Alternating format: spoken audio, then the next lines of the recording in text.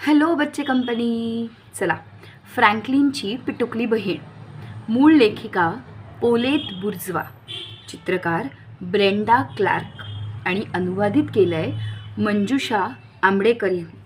आणि हे पुस्तक आहे मेहता पब्लिकेशन हाऊसचं. करायची सुरुवात गोष्टीला. चला.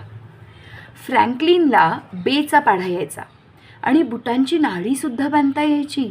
त्याला आठवड्यातल्या वारांची नावंसुद्धा माहिती होती, वर्षाचे महिने माहिती होते आणि 4 ऋतूंची सुद्धा नावं माहिती होती.